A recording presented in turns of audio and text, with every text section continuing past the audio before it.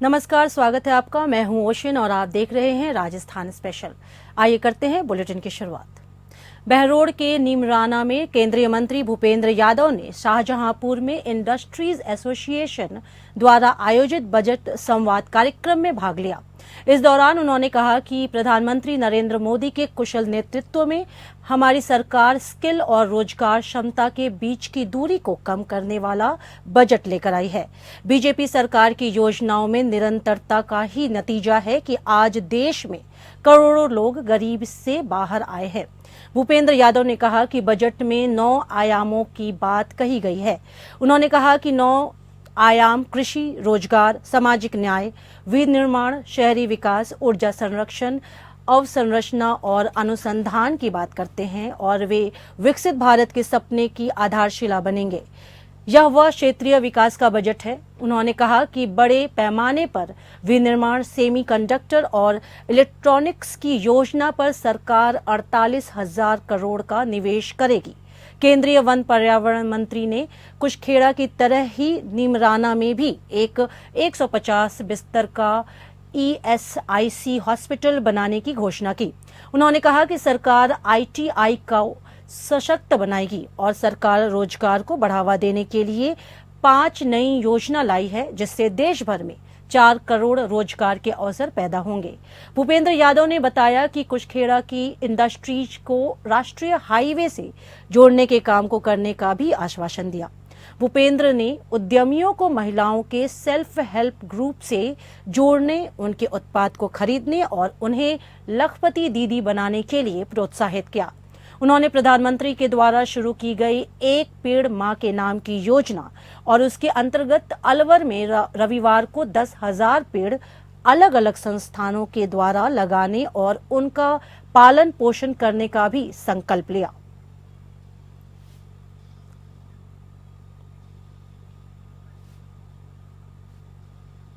केंद्रीय मंत्री गजेंद्र सिंह शेखावत जोधपुर प्रवास पर हैं। शेखावत ने आज जोधपुर सर्किट हाउस में जन सुनवाई करते हुए आम जन की समस्याओं को सुना। इस दौरान मंत्री ने तुरंत निस्तारण के लिए सक्षम अधिकारियों को निर्देश दिए। वहीं मीडिया से रूबरू होते हुए कहा कि जन सुनवाई में अनेक लोग आकर अपने विषय रखते हैं और ये डबल इंजन की सरकार लोगों को राहत मिल सके, इसके लिए हम कटिबद्ध हैं और कार्य कर रहे हैं। वर्तमान में हुई बारिश से जगह जगह हो रहे हैं जलभराव को लेकर भी शेखावत ने कहा कि अधिकारियों के साथ पिछली बार भी बैठक करके कहा था कि जहां पर जलभराव हो रहा है वहां पर प्राथमिकता के साथ काम किया जाए। विशेष रूप से जोधपुर से जयपुर रोड पर स्थित सारण नगर के आसपास के क्षेत्र और मुख्य सड़क पर जिस तरह का जलभराव रहता है और आए दिन सड़क टूट जाती है, उसको लेकर भी कहा कि इसका स्थायी समाधान जल्द किया जाएगा। ऐसे निर्देश दिए गए हैं।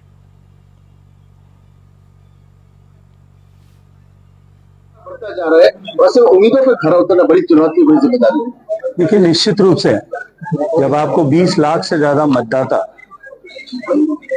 लगातार 3 बार आपका चयन करें, अपने प्रतिनिधि के रूप में चयन करें, तब उनके लिए काम करना आपकी जिम्मेदारी भी है, नैतिक जिम्मेदारी भी है और आपकी उनके प्रति कर्तव्य परायणता भी। डबल इंजन की सरकार है, इसलिए लोगों की अपेक्षाएं भी बढ़ी है और जिस तरह से पिछले 5 साल तक राजस्थान में जिस तरह की सरकार काम कर रही थी, उसके चलते हुए अनेक ऐसे लोग हैं, सरकारी कर्मचारी हैं, जिनके साथ प्रताड़नाएं हुई, राजनीतिक विद्वेष के आधार पर प्रताड़नाएं हुई। ऐसी छोटी छोटी समस्याएं जो लोगों के जीवन से जुड़ी हुई हैं, बिजली, पानी, सड़क, चिकित्सा, सरकार बड़े बड़े वादे करती रही लेकिन उन पर धरातल पर काम न हो सका। उसके कारण से लोगों की समस्याएं और चुनौतियां बढ़ी हैं। सरकार की योजनाओं के इम्प्लीमेंटेशन में, चाहे वो जल जीवन मिशन होगा, हर घर बिजली पहुंचाने का विषय होगा, शहरों में जो है मूलभूत आवश्यकताओं के इंफ्रास्ट्रक्चर को स्ट्रेंथन करने का विषय होगा, इन सब में भी पिछली सरकार 5 साल तक लिटरली फेल हो गई थी। उप मुख्यमंत्री दिया कुमारी ने अपने निर्वाचन क्षेत्र विद्याधर नगर में डेहर का बालाजी इलाके की महाराजा कॉलोनी में शहरी प्राथमिक स्वास्थ्य केंद्र के नए भवन का लोकार्पण किया। ये प्राथमिक स्वास्थ्य केंद्र पहले एक छोटे परिसर में संचालित था, जिसे अब एक बड़े भवन में स्थानांतरित किया गया है। नए भवन में ओपीडी, लैब, चिकित्सक के कक्ष जैसी सुविधा उपलब्ध होगी। इसी के साथ साथ स्वास्थ्य केंद्र पर अब हर रोज सवेरे योग कक्षाओं का आयोजन भी किया जाएगा। दिया कुमारी ने क्षेत्रवासियों को संबोधित करते हुए कहा कि वे विद्याधर नगर के विकास में कोई कसर बाकी नहीं रखेंगी। उन्होंने कहा कि डेहर का बालाजी इलाके में जल भराव की समस्या बरसों पुरानी है। इसके स्थायी समाधान के लिए अब करीब 36 करोड़ रुपए की लागत से नए ड्रेनेज सिस्टम का निर्माण का शिलान्यास हो चुका है। इसी के साथ VKI इंडस्ट्रियल एरिया के विकास और रोड नंबर 14 पर जल भराव की समस्या के निवारण के लिए प्रोजेक्ट शुरू कर दिए गए हैं। उन्होंने कहा कि राज्य के बजट में विद्याधर नगर क्षेत्र को 75 करोड़ रुपए की सड़कों की सौगात दी गई है। नाड़ी का फाटक पर 90 करोड़ की लागत से ROB और RUB बनाए जा रहे हैं।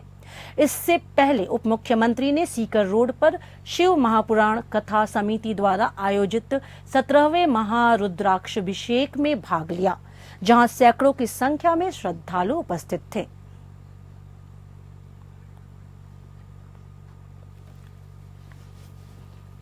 नगर निगम के साथ एक बार फिर बैठ के उसका पूरा प्लान बनेगा और वैसे कुछ प्लान तो बन चुका है, क्योंकि मॉनसून है। अब मॉनसून में आपके कुछ नहीं हो सकता, काम ठीक से तेज गति से नहीं चल सकता। ये होते ही काम शुरू भी होगा और बहुत सारे, क्योंकि इतने समय से थोड़ा इस क्षेत्र में काम क्या है कि सरकार कांग्रेस की आ जाती थी और वो कांग्रेस की सरकार ने कभी विद्याधर नगर पे ध्यान दिया नहीं। हमारी सरकार आती थी, काम करवाती थी, फिर 5 साल कुछ खास काम होता नहीं था क्योंकि उनकी सरकार होती थी। अब ये ध्यान में रखा जाएगा और अभी ये जो भी मूलभूत समस्याएं हैं उन पे पूरी तरह से कार्रवाई होगी। अभी भी कुछ भी हो तो आप बताएं। वैसे तो ज्यादातर सभी कार्यकर्ता आ ही जाते हैं मिलने, लेकिन फिर भी आप लोगों को लगता है और भी मिलना है तो उसका भी करेंगे। एक सप्ताह में एक दिन, कई बार क्या होता है दूसरे कार्यक्रम भी होते हैं तो फिक्स डे बहुत बार ऐसे नहीं हो सकता कि फिक्स कर दूं। कोशिश करूंगी कि सप्ताह में एक दिन तो विद्याधर नगर की जन सुनवाई अपन करेंगे, अलग अलग जोन। हरियाली तीज के पवित्र अवसर पर 7 अगस्त को मुख्यमंत्री भजनलाल शर्मा की प्रेरणा से शिक्षा एवं पंचायती राज विभाग पूरे प्रदेश में बृहद स्तर पर वृक्षारोपण कार्यक्रम आयोजित करेगा। इस दिन प्रदेशवासियों द्वारा एक साथ एक ही समय में करोड़ों पौधे लगाए जाएंगे, जो अपने आप में कीर्तिमान बनेगा। शिक्षा एवं पंचायती राज्य मंत्री मदन दिलावर ने पत्रकारों को बताया कि मुख्यमंत्री भजनलाल की प्रेरणा से 7 अगस्त को हरियाली तीज के अवसर पर हम सब राजस्थानवासी एक साथ एक पेड़ मां के नाम का पौधा लगाएंगे और उसकी देखभाल कर पूर्ण वृक्ष बनाएंगे, ताकि तपती धरती को इस भीषण गर्मी और निरंतर बढ़ते तापमान से राहत दिलाई जा सके। मदन दिलावर ने बताया कि इसके लिए व्यापक तैयारियां की गई है। विद्यालयों में वृक्षारोपण की गतिविधि के लिए यूथ एंड इको क्लब के माध्यम से 37 करोड़ रुपए का बजट आवंटित किया गया है। पौधारोपण अधिक से अधिक संख्या में हो, इसके लिए लक्ष्य निर्धारित किए गए हैं। सरकारी एवं निजी विद्यालयों में कक्षा 1 से कक्षा 12 तक सभी विद्यार्थी उतने पौधे लगाएंगे जितने उनके परिवार में सदस्य हैं।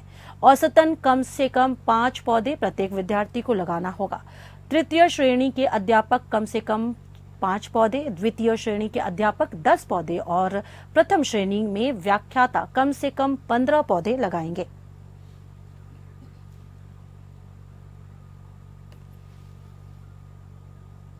अंगदान के क्षेत्र में उल्लेखनीय कार्य के लिए राजस्थान को राष्ट्रीय स्तर पर 2 पुरस्कार प्राप्त हुए हैं।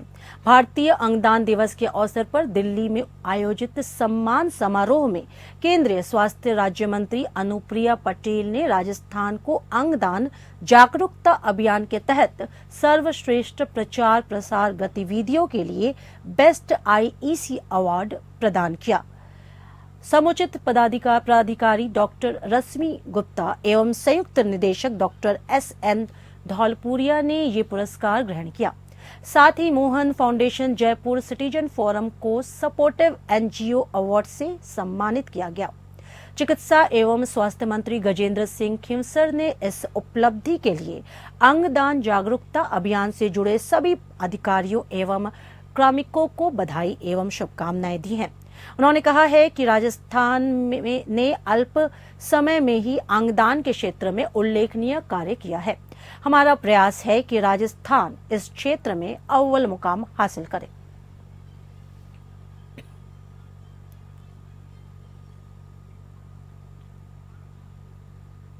भारतीय जनता पार्टी के प्रदेश अध्यक्ष और राज्यसभा सांसद मदन राठौर ने पदभार ग्रहण करने के बाद पूर्व उपराष्ट्रपति भैरों सिंह शेखावत के विद्याधर नगर स्थित स्मृति स्थल पर पहुंचकर पुष्पांजलि अर्पित की।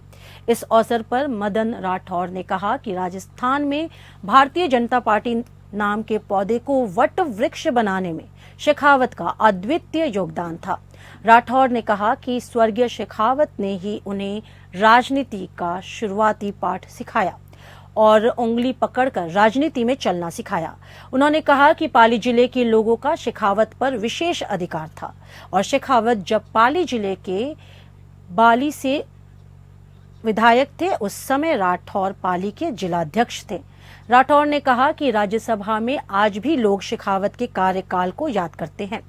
राठौर ने कहा कि वह भी शेखावत के दिखाए रास्ते पर चलकर संगठन को सुदृढ़ करने का कार्य करेंगे और यही उनकी स्वर्गीय शेखावत को सच्ची श्रद्धांजलि होगी।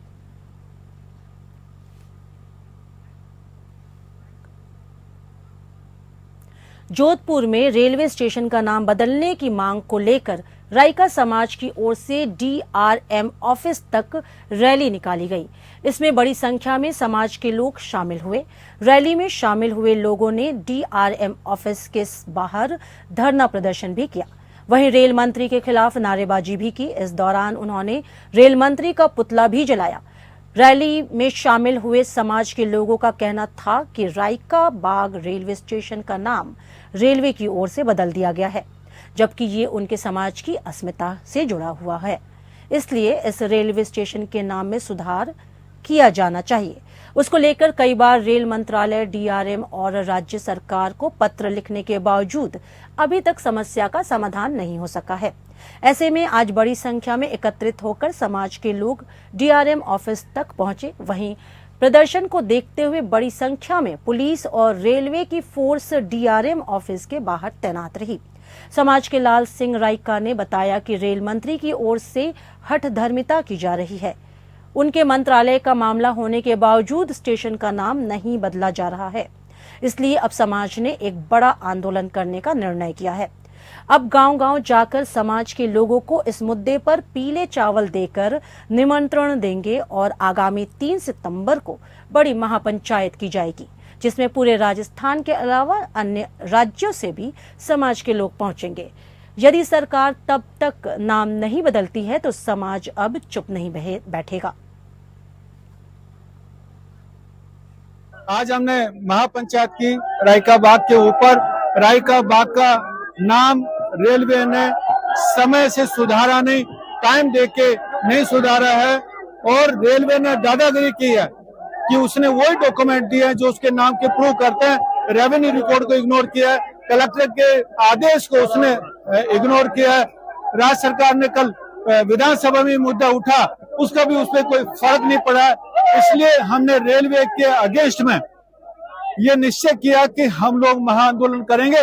2 तारीख को 2 सितंबर को जोधपुर में जबरदस्त महाआंदोलन होगा। आज से हमने रेलवे मंत्री का डीआरएम के सामने पुतला जलाया ताकि रेलवे को पता चले ये आंदोलन हर डिस्ट्रिक्ट में फैलेगा, गांव-गांव में फैलेगा। हमारे नाम को यदि सही नहीं किया, क्योंकि हम लोग सत्य के रास्ते पे हैं, सत्य को स्वीकार नहीं कर रहे, इसलिए ये हमारा आंदोलन है। जालोर के आहोर उपखंड क्षेत्र के ग्राम रोयला और केराल में हरियालो राजस्थान सघन पौधारोपण सप्ताह के तहत मनरेगा श्रमिकों और ग्रामीणों ने पर्यावरण संरक्षण संकल्प प्रतिज्ञा के माध्यम से आम जन को जागरूकता संदेश दिया। इस मौके पर मानव श्रृंखला बनाकर लोगों को पौधारोपण के लिए जागरूक किया गया।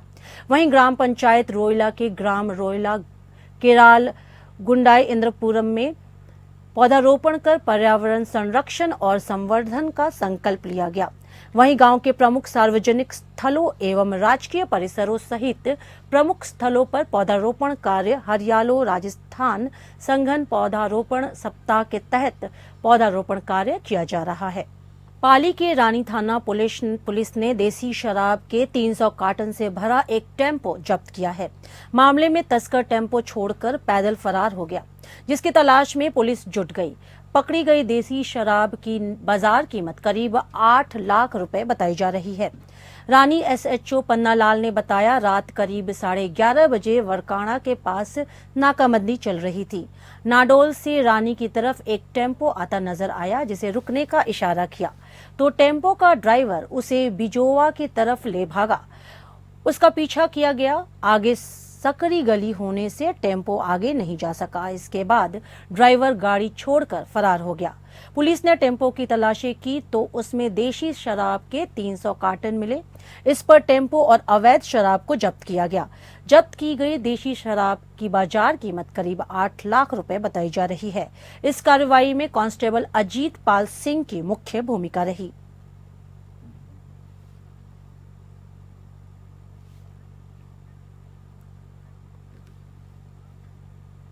जोधपुर बाइक पर जा रहे 2 युवकों को कार सवार बदमाशों ने पत्थर मारकर रुकवाया और मारपीट शुरू कर दी।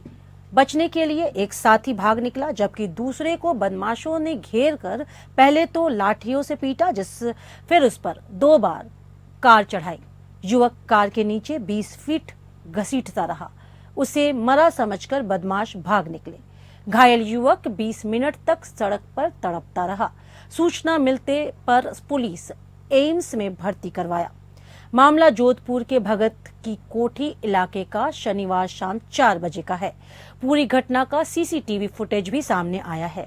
DCP वेस्ट राजेश कुमार यादव ने बताया, मामले को लेकर अभी तक किसी भी प्रकार की शिकायत दर्ज नहीं की गई है। युवक की हालत गंभीर है, इलाज करवाया जा रहा है। CCTV फुटेज के आधार पर आरोपियों की पहचान की जा रही है। भगत की कोठी SHO छतर सिंह ने बताया, घायल युवक नरेंद्र सिंह रामेश्वर नगर का रहने वाला है। वो अपने एक दोस्त के साथ बाइक पर घर की तरफ जा रहा था। इसी दौरान बासनी मंडी डिस्ट्रिक्ट शॉपिंग सेंटर से थोड़ा आगे निकलते ही बाइक सवार युवकों को 4-5 बदमाशों ने रुकवा लिया। इसके बाद उनके साथ मारपीट कर डाली।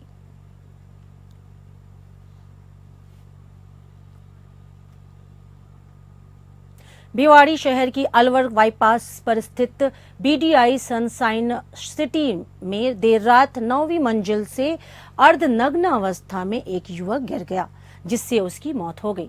BDI सनशाइन सिटी सोसाइटी के एक फ्लैट में गोल्डन ट्यूलिप होटल के 11 कर्मचारी एक साथ रहते हैं। इन्हीं कर्मचारियों में से एक नरेंद्र करीब रात 1 बजे 9वीं मंजिल से गिर गया।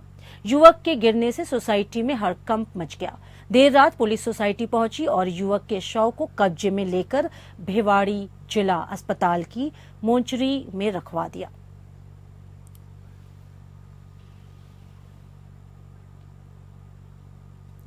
किशनगढ़ बास थाना क्षेत्र खैरतल रोड पर एक होटल में युवक के साथ 4-5 लोग द्वारा मारपीट करने का मामला सामने आया है। इस दौरान युवक के सिर में सरिये से वार कर बुरी तरह से जख्मी कर दिया गया, जहां इलाज के दौरान उसकी मौत हो गई। पुलिस ने मृतक के शव को जिला अस्पताल की मोर्चरी में रखवा दिया है। मृतक के भाई नीरज सैनी ने बताया कि उनके खैरथल रोड पर रेस्टोरेंट है, जहां 2 अगस्त की शाम 5 बजे होटल के ऊपर कमरे में था। अचानक 2 मोटरसाइकिल पर आदमी आए, जिनके नाम रविंद्र गुर्जर, सुमित गुर्जर, निशांत यादव, अजय सांवरिया, नितिन सैनी आए। इनके हाथों में लोहे की रॉड थी, जिन्होंने होटल में घुसकर मेरे भाई दीपक को घेर लिया। उसके साथ लोहे के रॉड से मारपीट शुरू कर दी। दीपक को जान से मारने की नियत से सरिये की सिर में मारी और सिर फट गया और नीचे गिर गया। दीपक की हालत खराब हो जाने के कारण उसे अलवर निजी हॉस्पिटल में भर्ती कराया गया, जहां उसकी इलाज के दौरान मौत हो गई। फिलहाल पुलिस इस पूरे प्रकरण में जांच कर रही है और आरोपियों की तलाश पुलिस द्वारा की जा रही है।